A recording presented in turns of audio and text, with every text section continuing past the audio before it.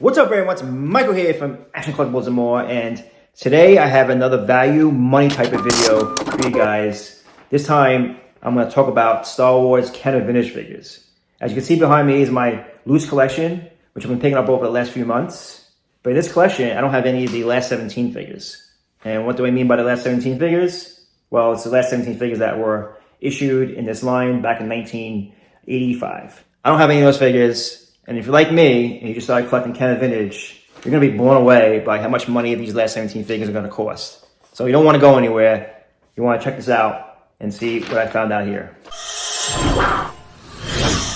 All right, so results are in. Let me get my glasses out here so I can read my spreadsheet. And the total price for all 17 figures, the total average price for all the figures loose and complete, not graded, is $4,000.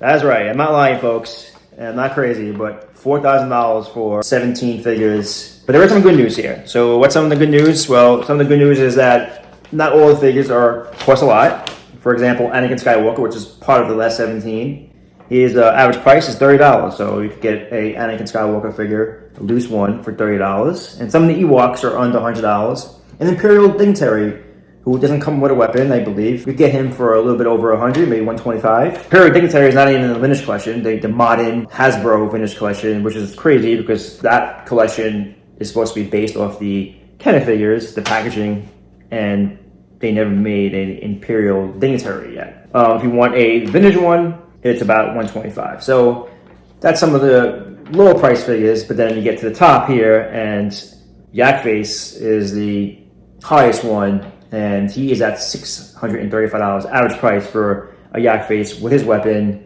not graded, but in good condition.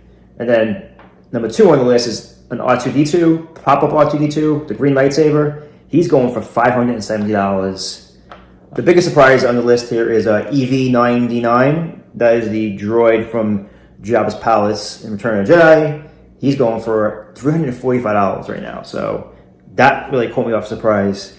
I didn't think he was going for that much. And then they have the Luke Skywalker and Stormtrooper, Luke Skywalker and Endor. They're going around $250 and then so on. So, those are the top figures. But like I said, you get some of the Ewoks and Anakin Skywalker for a lot less. So that's some good news. But overall, it's going to cost you $4,000. What does that mean? Well, you know what? It means that I don't have to get all these figures. There's no timeline for me. I'm not up against, I need to get the figures by the end of this year or by my birthday or whatever. This could take forever, or it could take 5 years, 10 years. That's why I enjoy collecting Kenner vintage, is because I get what I want to get, when I want to get it, how I want to get it, depending on, what's going on in my life. I might go on a toy hunt and I might be like, oh, I want a Lando figure, but I might come home with something else because that figure was cheaper or in a better condition. So you just don't know, what you're going to get. And that's what I enjoy about collecting vintage over modern. You can collect modern that way too. I mean, you can get modern figures anytime.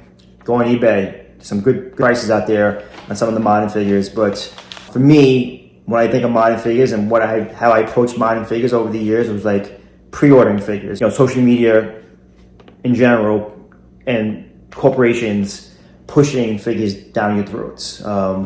Like for the HasLab, right? You have like a month to make a decision. A big decision if you're gonna throw $500 on a HasLab project because you have such a small window. If you don't get it, you don't get it. It's over, right? So you get pressured. Hot Toys. Hot Toys is another one. They do the whole pre-order thing, and you gotta put a deposit down on the figure, and you don't get the figure for like almost 2 years. So now you're obligated to get this figure, or otherwise you lose your deposit. And in 2 years, you don't know what your financial situation is gonna be. You don't know if you're gonna have the same job that you had when you pre-ordered the figure. You don't know if you're gonna want that figure. So it's a lot of pressure in the modern collecting.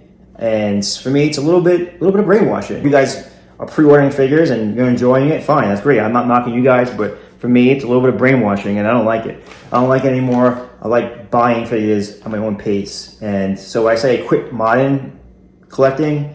It's more like the way I collect modern. So if I go to a toy and comic shop and I see a really nice Black Series figure for a good price and I just happen to want it, I'm gonna pick it up. Same thing with vintage collection, same thing, if I see things that I want, I will pick it up if I have the money for it.